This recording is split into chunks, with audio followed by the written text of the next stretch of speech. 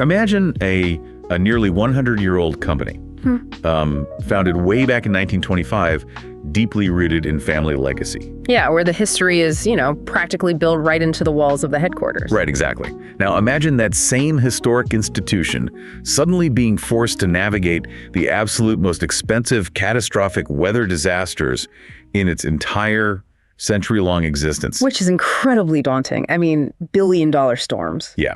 And just to, amplify the pressure, while they are battling these unprecedented storms, they're simultaneously trying to rip out their legacy plumbing and integrate cutting-edge, enterprise-level artificial intelligence directly into their core operations. It's a lot all at once. It is a massive, high-stakes collision of the past, the present, and the future. And it's all happening at exactly the same time. Which really makes it the ultimate corporate stress test, honestly. You've got this foundational legacy meeting modern volatility head on. Exactly. And, for our listener joining us today, welcome to the deep dive, because today we're looking at the Q1 2026 earnings call of Erie Indemnity to find out exactly how a century-old bloodline handles a modern financial hurricane. Right. And, earnings calls from legacy financial institutions are usually treated like, like sleeping pills by the general public. Oh, totally. Just incredibly dry. Yeah, they're dense, they're heavily coded in corporate jargon, but if you actually know how to decode the language, there are these really dramatic narratives about survival and strategy. Which is exactly our mission for this deep dive, because we have the sole source material for today, which is the actual transcript featuring CEO Tim Nicastro and CFO Julie Kalkowski. And there is so much to unpack there. There really is. We are going to look past all that sterile financial jargon. We want to uncover this fascinating story about engineering a massive financial turnaround. And balancing that really painful trade-off between growing your customer base and, actually making a profit. Right. While also trying to figure out how to modernize this massive workforce without losing the essential human touch that, frankly, kept them alive for the first 100 years. So as a brief roadmap for you listening, we're going to first look at Erie's unique corporate structure and some historic leadership shifts. Then we'll unpack their massive financial recovery from a really disastrous 2025. Which was a rough year. Oh, incredibly rough. Then we'll get into the painful trade-offs of that recovery. And finally, look at the AI revolution happening inside their walls right now. Perfect. So let's jump right in. Because before we can even talk about how Erie made its money in the first quarter of 2026, we have to explain how they make money fundamentally. Right. The actual structural blueprint. Yeah. And honestly, right at the top of this transcript, looking at the corporate structure, it gets kind of weird. It does. It's not your standard corporation. Right. They describe Erie Indemnity, which is the publicly traded entity we're actually looking at today, as a, quote, managing attorney in fact for the subscribers at the Erie Insurance Exchange. Which is a mouthful. It really is. I mean, I had to stare at that phrase for a minute, but I think I've got a decent analogy to translate this into plain English. Okay, let's hear it. Is it essentially like a massive property management company? Like, say you have a gigantic apartment building. Okay. And the property management company handles all the administrative nightmares. Right. They fix the plumbing, they collect the rent, handle the advertising, pay the leasing agents, but they don't actually own the building. Right. They just manage the chaos for the owners and take a predetermined cut of the rent for their services. Is that basically the right way to visualize this attorney-in-fact relationship?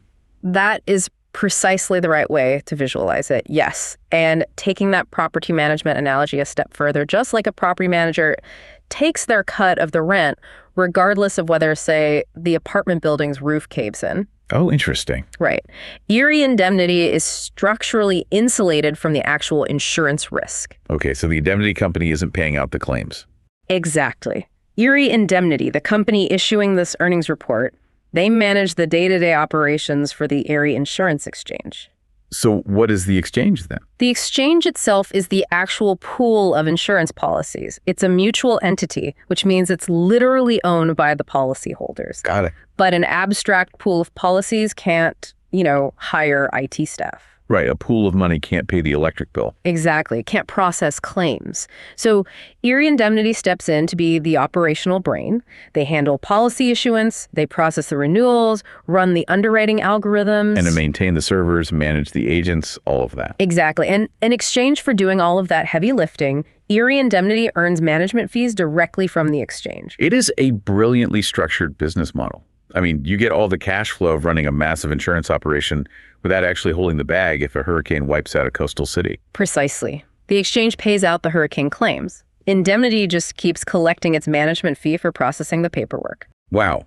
Okay, so it's a totally symbiotic relationship. Yeah. But they are legally and financially completely distinct entities. Right. And the people steering that management entity are going through a really monumental changing of the guard right now. Yeah, let's talk about that because the transcript details some massive shifts on their board of directors in early 2026. And the historical roots here are just incredible. They really are. You've got Tom Hagen stepping down as chairman after holding that seat for more than 2 decades. 20 years in one seat. Right. And he's taking on the title of chairman emeritus. But the really wild part is his replacement. Unanimously elected by the board is Jonathan Hurt Hagen. Who is Tom Hagen's son? Yes, but far more importantly, he is the grandson of the company's original co-founder, H.O. Hurt. Let me just pause on that for a second. Hey. A founder from 1925 effectively still has his direct bloodline taking the gavel in 2026. Yeah. That is wild. It's incredibly rare in the modern economy. I mean, when you look at the landscape of publicly traded financial institutions today, executive turnover is just incredibly rapid. Yeah, often ruthlessly so. Exactly. The average tenure of a CEO or a board chair at a major corporation right now is frequently just like 3 to 5 years. Right. Boards are constantly shuffling people around to appease activist investors looking for some short-term stock bump. So think about what it signals to the market when a founder's grandson is unanimously elected to chair the board. It has to signal just a massive level of stability. Absolutely. And it's important to note, Jonathan Hurt Hagen isn't some inexperienced heir just being parachuted in. He has been deeply embedded in the governance of the company for decades. Right. He's been on the board since 2005, I saw. Yes, and vice chair since 2013. Elevating him broadcasts to institutional investors that there is a serious multi-generational perspective at play here. It's not a private equity firm stepping in to, gut the operational expenses for a quick flip. Exactly. It's the deliberate continuation of a bloodline that views the company's century-long reputation as its absolute most valuable asset.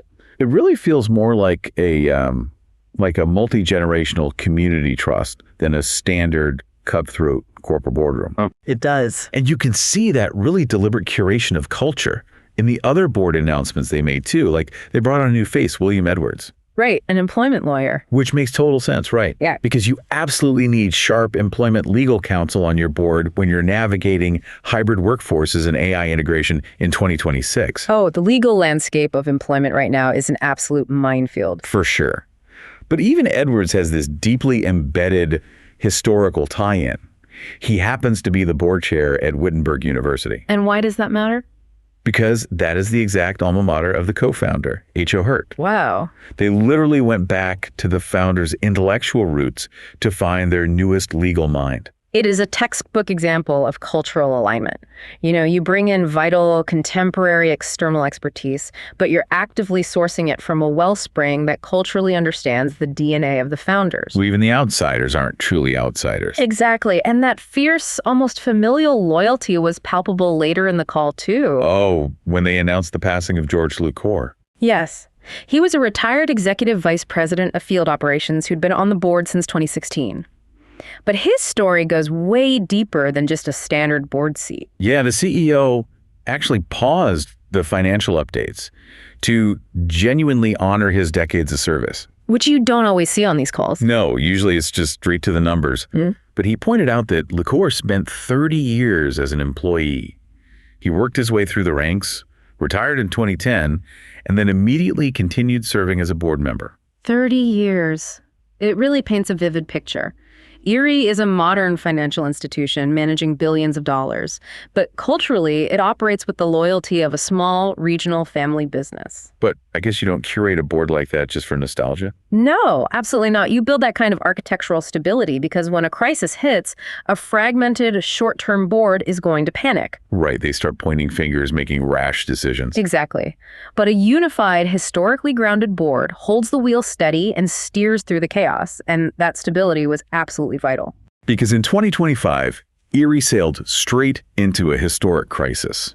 A crisis is almost putting it lightly. The weather in 2025 was an absolute buzzsaw for the insurance industry. And Erie took it right on the chin. They did. And CEO Tim DeCastro didn't try to sugarcoat it on the call at all. He explicitly admitted that 2025 was one of the most challenging periods in the company's entire 100-year history. He specifically highlighted an unprecedentedly expensive weather event from March of 2025. Right, which became the single costliest weather disaster they had ever faced. So going into Q1 2026, the entire market is watching them.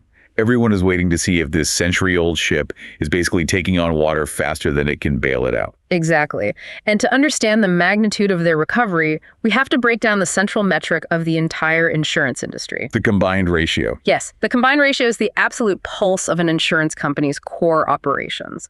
Let's unpack exactly how this metric works for the listener because it tells the entire story of Erie's turnaround. Please do, because it sounds complicated, but I know it's actually just a math equation. It is a really simple fraction. The top half, the numerator, is the sum of all incurred losses. Meaning the actual money paid out to customers to, fix their roofs or replace their cars. Exactly. Plus the operating expenses of running the business. Paying the adjusters, keeping the lights on, maintaining the software. So that's the top number. The money going out the door. Right.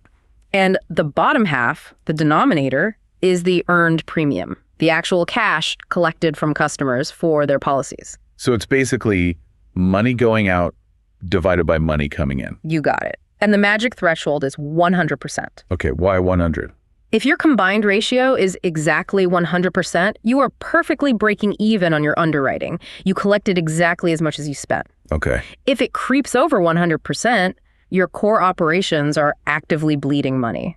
You're paying out more than you're collecting. Gotcha. But if you can push it under 100%, you are turning a pure underwriting profit. Okay, keeping that 100% threshold in mind, let's look at the actual numbers CFO Julie Kalkowski dropped on the call. This is where it gets dramatic. It really does, Yeah. because in Q1 2025, during those massive historic weather disasters, Erie's combined ratio was a disastrous 108.1%. Which is brutal. Yeah, for every $100 they brought in, they were paying out $108. That is a heavy, heavy bleed. A massive leak. But fast forward to Q1 2026, and the CFO reported that the combined ratio dropped all the way down to 99.4%. An incredible recovery. Now, wait a second. Let me look at this math here. Because 99.4% means they collected $100 and paid out $99.40. Correct. They're making exactly 60 cents on $100. Yes. You cannot run a century-old massive corporate enterprise on a 0.6% profit margin. The CEO on this call is framing this 99.4% as a monumental victory. But to me, they are barely scraping by a fraction of a percent above a dead-even break. Which sounds completely illogical, right? Yeah. There has to be a missing piece of the puzzle. Are they, taking those upfront premium payments? Because I know I pay my car insurance 6 months in advance and quietly investing that pile of fash in the market before the claims actually hit. You just deduced the exact financial engine that powers the entire global insurance industry. Really? So it is about the investments. Absolutely. You are entirely right. A 0.6% underwriting margin sounds terrible if you're selling software or, manufacturing cars. Right. You'd go bankrupt. But insurance companies do not exist solely to make money on underwriting. Their real profit engine, the true mechanism of wealth generation, is something called the float.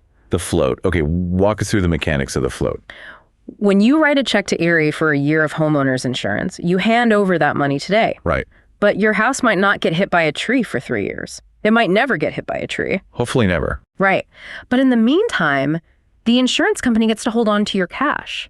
When you multiply your premium by millions of other customers, you get this staggering pool of billions of dollars. And that massive reservoir of unpaid out cash is the float. Exactly. And what does Erie do with that float? They don't just put it in a checking account, they invest it. Right. They pump it into municipal bonds, treasury yields, high-grade corporate securities, and the return on those billions of dollars is immense. Okay, so when an insurance company hits a combined ratio of 99.4%, it actually is a spectacular victory. Because it means the core insurance operation is entirely self-sustaining. The premiums are fully covering the claims and the electric bills, which means the company does not have to liquidate or dip into the float to cover its losses. Oh, wow. They get to keep, compound, and distribute 100% of that massive investment income. Exactly. Dropping the combined ratio from 108.1% down to 99.4% isn't just quote-unquote breaking even, it is sealing the leak in the hull so the investment engine can run at full throttle. That completely changes the paradigm. The insurance operation is essentially just a giant break-even mechanism that exists solely to generate and protect this massive pool of free investable cash. Yes. If the underwriting simply pays for itself, the investment side is pure, unadulterated upside. Incredible. So how exactly did Erie pull off this massive, nearly 9-point drop in a single year? I mean, it couldn't have just been that the clouds parted and the weather got nicer, right? Well, it was actually a combination of the weather reverting to historical norms and aggressive operational strategy. The CFO broke the improvement down into two distinct buckets. Okay, what's the first bucket? About 7 points of that roughly 9-point improvement came directly from lower catastrophe losses. So the weather actually did just get nicer. Simply put, yes, the weather in Q1 2026 wasn't apocalyptic. They didn't have a freak, historically destructive superstorm tearing through their footprint like they did in March 2025. Okay, so the environment gave their balance sheet a massive break. It did. But 7 points from better weather only gets you from 108.1 down to roughly 101. Right, and you're still losing money at 101. Exactly. So where did the rest of the improvement come from to push them under the 100% threshold? The second bucket. Yes. The remaining improvement came from a reduction in non-catastrophe losses. And this is the real operational win. Because this wasn't luck with the weather radar. This was driven by what the CFO very politely referred to as, quote, stronger rate adequacy. Stronger rate adequacy. That is a beautifully sterile piece of corporate vocabulary. It really is. If you don't mind, I'm going to translate rate adequacy into plain English for the listener. Go for it. They jacked up the prices. Yes, they did. They looked at the massive losses from 2025. They looked at the rising costs of inflation. The skyrocketing prices of lumber to fix homes and microchips to fix bumpers. And they realized they were vastly undercharging for the risk they were taking on. Right. So they hiked the premiums across the board. Precisely. To fix the combined ratio, you either have to magically stop people from getting into car crashes, or you have to increase the denominator of that equation, the earned premium. And since they don't have a magic wand, they chose the mathematical certainty of raising rates. They did. But, in any complex business ecosystem, every drastic action has an equal and opposite reaction. Oh, for sure. Fixing your profitability problem by systematically raising your prices immediately introduces a brand new, equally dangerous problem. You ignite a brutal tug of war with your own growth. Because customers aren't just rows on a spreadsheet who blindly accept a price hike. Exactly. And the transcript shows a stark, undeniable contrast that illustrates this exact tug of war. Let's look at the growth of their direct written premium, the total amount of new policy money coming in the door. Okay, let's look at the numbers. In Q1 2025, despite the terrible weather, they were growing their premium base at a very fast, very healthy clip of 13.9%. That's strong growth. Really strong. Fast forward to Q1 2026, after they've implemented this quote-unquote rate adequacy, and that growth rate absolutely plummeted to just 3.6%. It's a huge drop. And if we peel back the layers on that 3.6% growth figure, the mechanics of this tug of war become glaringly obvious. What did the CFO say? Well, she noted that the average premium per policy actually grew by 8.1%. Okay, so that is the rate adequacy in action. Every single policy they hold is generating, on average, 8.1% more revenue than it did a year ago. Correct. But simultaneously, the actual number of policies in force dropped by 1.7%. Wow. So they are squeezing significantly more money out of each individual customer, but they have physically fewer customers overall. Exactly. I mean, it's pure psychology for you as the listener. Yeah. If you open your mail on a Tuesday afternoon and see that your auto insurance bill has suddenly jumped by 8% for the exact same coverage you had last year, you don't just smile and write the check. No, you absolutely do not. That 8% hike shatters your inertia. It prompts you to open your laptop, go to a competitor's website, and see if they can beat the new price. And the numbers reflect exactly this shift in consumer behavior. Erie's retention rate dropped to 88%. Which, I mean, in a lot of industries, keeping 88% of your customers sounds fantastic. If you get an 88 on a college exam, you're thrilled. Sure. But in a recurring revenue business model like insurance, losing 12% of your entire customer base in a single 12-month window is a catastrophic leak in the hull. It's the ultimate leaky bucket problem. Yeah. If 12% of your water is draining out of the bottom of the bucket every single year, your marketing and sales teams have to pour 12% more water into the top of the bucket just to keep the water level exactly where it was yesterday. And it creates an exhausting, expensive treadmill effect. Because the cost of customer acquisition in insurance is incredibly high. You're paying for massive ad campaigns, you're paying agent commissions, underwriting reports. Right. If you have to replace 12% of your book of business every year just to stay flat, your growth engine stalls out. And the CEO was surprisingly candid about this, right? He was. He openly acknowledged that they're operating in a, quote, more competitive landscape. Erie successfully stopped the bleeding. They restored their profitability by hitting that 99.4% combined ratio. But the cost of that survival was making their products noticeably more expensive. Which makes it exponentially harder for their agents to win new business, especially if they're pitching against a competitor who hasn't raised rates yet or who's deliberately underpricing their own risk just to aggressively grab market share. So we've seen how the underlying insurance exchange is dealing with this dilemma. They fixed the profit, but they choked the growth. Now, let's pivot. Okay. I want to see how this exact dynamic translates to the management company's ledger. Because remember, back to our property management analogy, Erie Indemnity, the company issuing the stock, doesn't take the weather risk. Right. They just take a management fee based on the size of the operation. Exactly.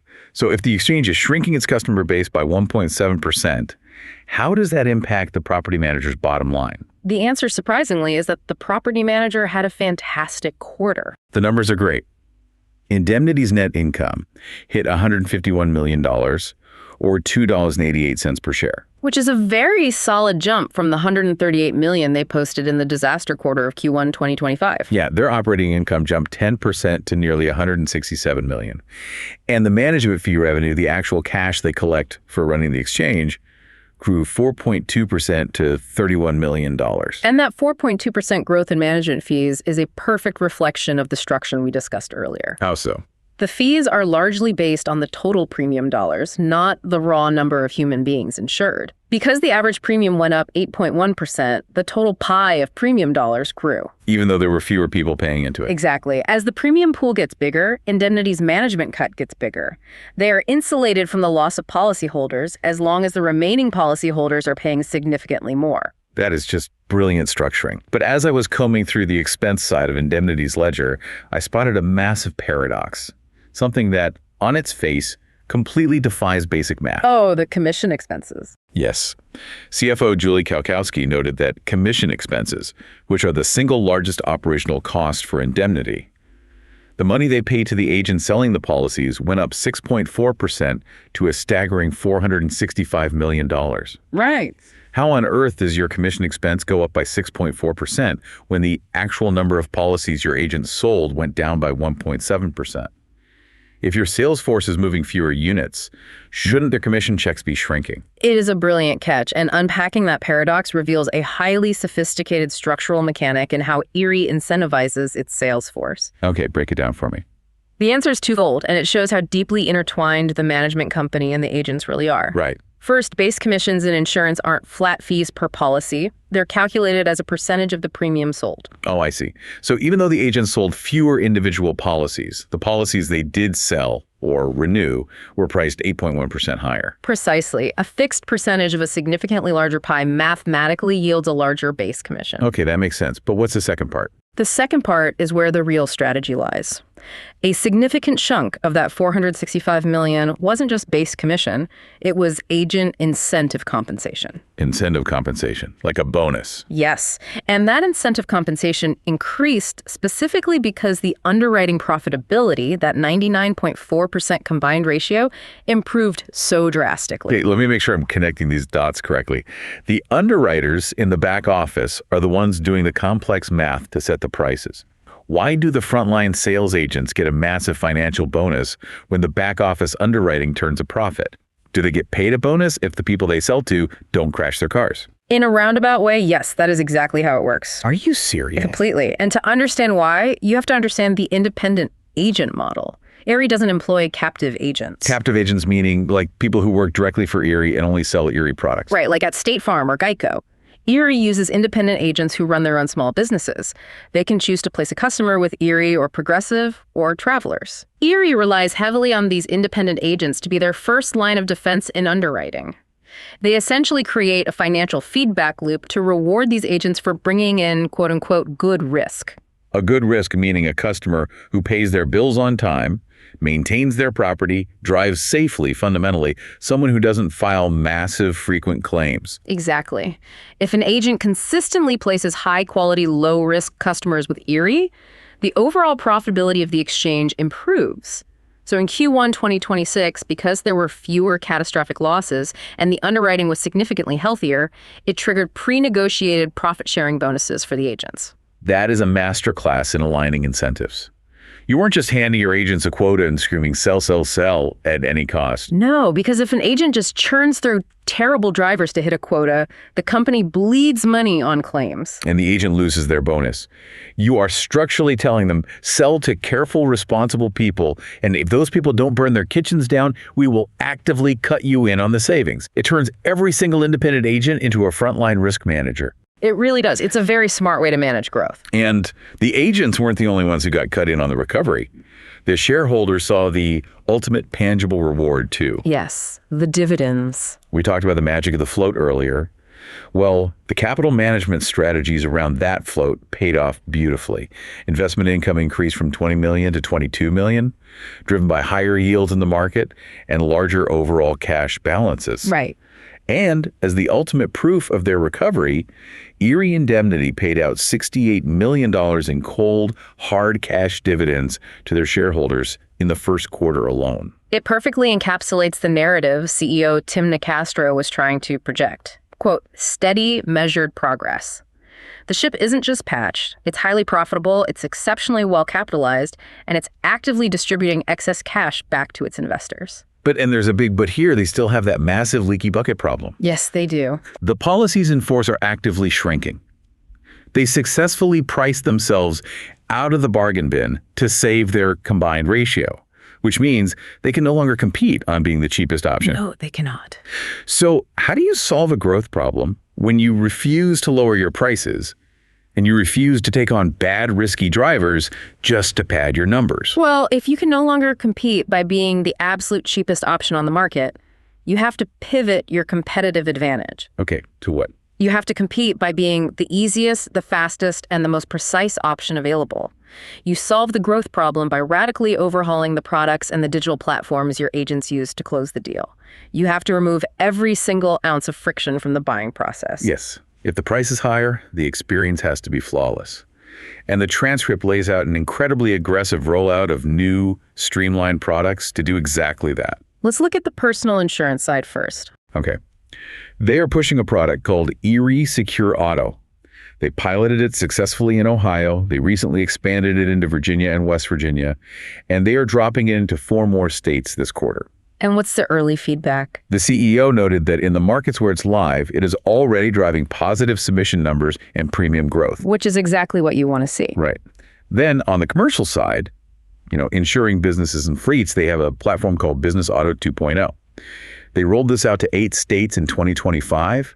And in Q1 2026, they rapidly expanded to North Carolina, Virginia, Maryland, and Washington, D.C. And they only have one single state left, New York, to complete the rollout across their entire geographic footprint. Which is huge. It is huge. The emphasis on standardizing to a 2.0 platform across almost all states is a massive, often underappreciated operational leap. Why is that so hard? Because people outside the industry don't realize that insurance in the United States is not regulated by the federal government. It is regulated individually by all 50 states. Oh, man. So every state has its own quirky rules. Exactly. That means a century-old company like Erie often has decades of accumulated legacy systems. Different software, different underwriting algorithms, entirely different administrative processes for every single state they operate in. That sounds like an administrative and IT nightmare. It is. If you want to change a simple pricing rule, you have to hard code it into a dozen different archaic systems. Wow. By aggressively standardizing on a single unified business auto 2.0 platform across their entire footprint, Erie achieves massive economies of scale and underwriting consistency. The data is cleaner. Yes, the processing time drops dramatically, and complex pricing algorithms can be updated and applied universally with a fraction of the IT labor. And speed is the absolute name of the game here, which brings us to the most critical update in this segment. The new online quote platform. Exactly. They dropped it in Ohio in February, and they're pushing it live in Maryland, Pennsylvania, Virginia, and West Virginia next month.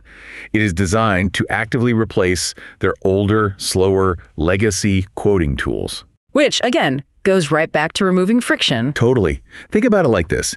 We have all had the experience of trying to buy something on a clunky e-commerce website. You put the item in your cart, but then the site asks you to create an account. And verify your email. Right. And input your shipping address 3 different times and navigate a multi-page checkout process. What do? You abandon the cart and go buy it on Amazon with 1 click. Exactly. Insurance is exactly the same psychological game. Every single second, a prospective customer or an independent agent sitting across the desk from a customer waits for a quote screen to load is a second they might click over to progressive.com or geico.com. Friction kills growth. It directly attacks the vulnerability we discussed earlier. The CEO explicitly stated that this new quoting platform is precision engineered to move prospects through the funnel more efficiently, improving lead conversion and drastically reducing the connection time to independent agents. Because if your prices are mathematically 8% higher than they were last year, the customer experience of getting that quote, the speed, the interface, the seamlessness needs to be utterly flawless to justify the premium. Absolutely.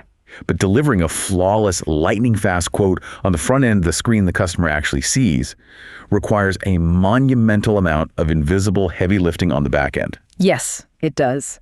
The CEO made a point to highlight that over half of Erie's total internal systems have now been migrated to contemporary IT platforms. And that is the grueling, deeply unglamorous plumbing required to launch sleek new tools. Yeah, nobody wants to talk about migrating servers. No, but you simply cannot build a modern millisecond response quoting engine and wire it into a 1980s mainframe. It just doesn't work. Right. Migrating more than 50% of their core systems to contemporary cloud platforms is the foundational infrastructure that makes the innovation possible. It allows them to increase the sheer velocity at which they can bring new pricing models and new products to the market. But here's the thing. Upgrading your servers to contemporary platforms is essentially just playing catch-up. It's getting the house in order so you can adequately compete in the present day.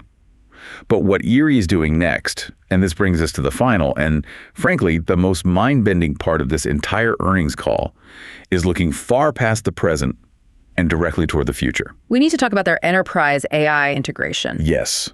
This was undeniably the most surprising revelation of the call.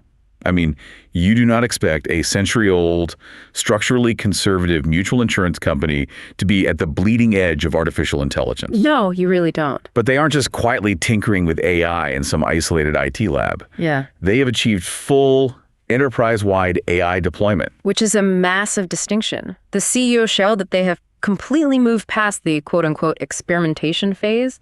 They have rolled out highly secure, scaled tools, specifically citing the deployment of ChatGPT Enterprise. Across their entire employee population. That is a staggering operational leap. They aren't gatekeeping the AI, restricting it to just a handful of data scientists. They are democratizing it, putting it directly into the hands of the everyday workforce. Right, but what does that actually look like in the trenches? Well, the CEO didn't just drop the buzzword and move on. He gave a very specific real-world application of how they're using ChatGPT Enterprise. It absolutely blew my mind. He talked about using it for subrogation. Subrogation, that's a heavy word. It is.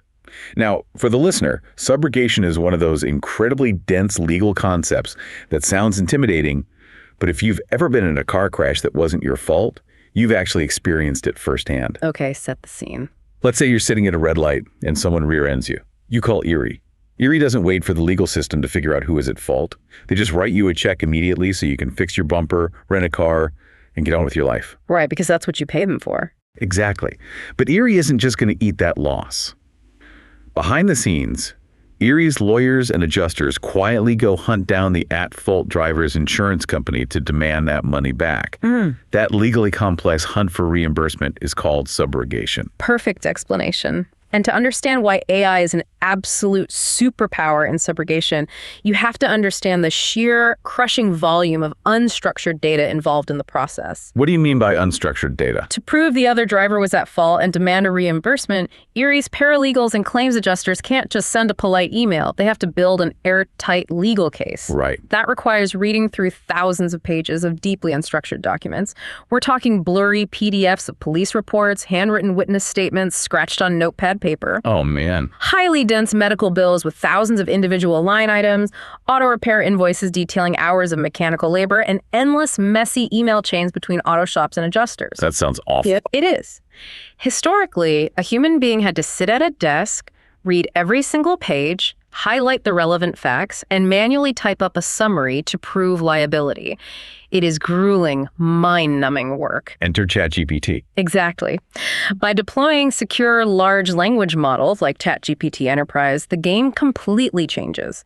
The AI can ingest a 400-page file of unstructured, messy documents and synthesize the facts almost instantly. Wow. It can extract the key dates of the accident, cross-reference the mechanic's repair timeline with the police report's damage assessment, and instantly draft a cohesive liability argument. So it does all the grueling manual data extraction work. Yes, quote, more quickly and consistently, as the CEO noted. It accelerates the entire life cycle of getting Erie's money back, which directly bolsters the bottom line. And critically, because they are using the enterprise version of these tools, they are doing it securely. That's a huge point. They aren't typing sensitive medical records into the public version of ChatGPT to train an open model. They have a ring-fenced, private environment that complies with the massive data privacy regulations of the insurance industry. It's an incredible application of the technology. It really is. But what I found truly compelling about this section of the transcript wasn't just the raw technological capability. It was the philosophical stance the leadership took regarding their workforce. Right. We're living in an era where massive chunks of the corporate workforce are terrified that AI is coming to eliminate their jobs and replace them with algorithms. Oh, absolutely. It's a huge fear. But CEO Tim Nicastro used very specific, very deliberate language to counter that fear. He told his investors, point blank, this isn't about replacing people, it's about helping our employees do their best work. Yeah. From an expert perspective, looking at the macro trends in the financial sector, how do you view this philosophical approach? Is it just corporate lip service, or is there a strategic moat here? It is a profoundly strategic stance, and it cuts to the absolute core of what insurance actually is. Tell me more about that. Insurance, at its foundational level, is not a tech product. It is a business built entirely on assessing human risk and providing human support during moments of extreme crisis. Right. When a family's house burns to the ground or a teenager is involved in a severe traumatic auto accident, they are in a state of shock. They do not want to be consoled by a highly efficient chatbot. No. They don't want an algorithm to tell them their claim is processing.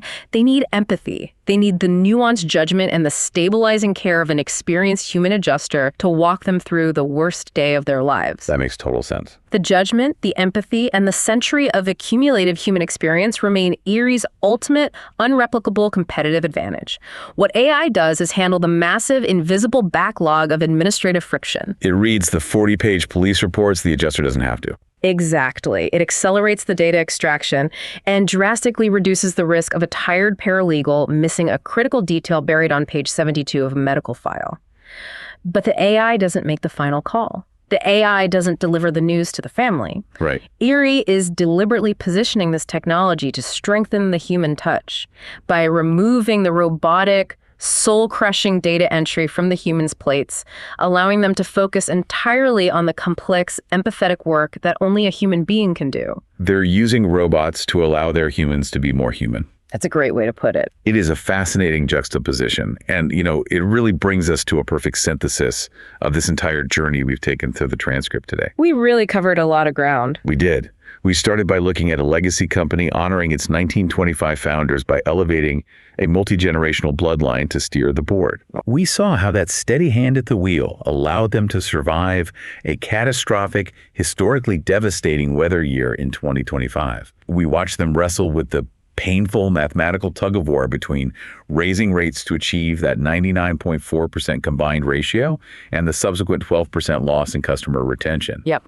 And ultimately, we saw them pivot to combat that growth problem, tearing out their legacy plumbing to build modernized quoting platforms and deploying enterprise-scale AI to secure their competitive future. It is an incredibly dense, layered narrative of corporate adaptation. And if we step back and connect all of these seemingly disparate pieces to the broader economic picture, it leaves us with a deeply provocative thought about the nature of innovation itself. Oh, I like the sound of that. Lay it on us. In the modern business press, we often default to thinking of century-old legacy companies as slow-moving dinosaurs, right? Laid down by tradition, just waiting to be disrupted and driven to extinction by sleek, agile Silicon Valley tech startups. Yeah, that's definitely the prevailing narrative. But looking at how Erie Indemnity operated here flips that script entirely. They used the crucible of a devastating 2025 weather crisis to force a massive evolution. They did. They pushed necessary rate adequacy, they standardized complex platforms across a fragmented regulatory landscape, and they seamlessly integrated large language models into core legal workflows like subrogation without fracturing their culture. Which is incredibly hard to do. So it raises a vital question for the future of the economy. Is the true, unassailable advantage in the modern era not having the absolute newest, flashiest technology, but rather having a century of deep human relationships, community trust, and 100 years of proprietary granular data to point that new technology at? Wow. A startup might be able to code the algorithms, but Erie has 100 years of history to feed them. The algorithm is completely useless without the trust and the data to back it up. That is a brilliant framework to view the future of legacy business through. It really makes you rethink who holds the cards. Absolutely. Well, to you, our listener, thank you so much for joining us on this deep dive. We hope you walk away with a total indie perspective on how century-old companies are quietly navigating the bleeding edge of the future, one dense, jargon-filled earnings call at a time. Keep looking past the numbers, keep questioning the narrative. Until next time, keep diving deep.